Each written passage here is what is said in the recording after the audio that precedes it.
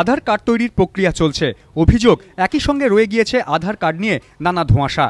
অনেকেরই ছবি তোলা হয়েছে, কিন্তু কার্ড কবে মিলবে জানতে পারছেন না। এদিকে কলকাতা সহ নানা জায়গায় চালু হয়ে গিয়েছে আধার কার্ড ভিত্তিক রান্নার গ্যাসে ভর্তুকি।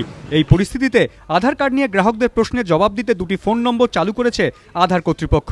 একটি টোল ফ্রি, অন্যটিতে ফোন করলে খরচ লাগবে। এই দুটি নম্বর কলকাতা পুরসভাকে দিয়েছে আধার কর্তৃপক্ষ। টোল ফ্রি নম্বরটি হল 1800-300-1947।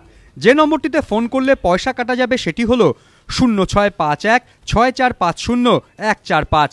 ফোনে জানা যাবে ছবি তোলার পর আধার কার্ড তৈরির প্রক্রিয়া কোন জায়গায় দাঁড়িয়ে।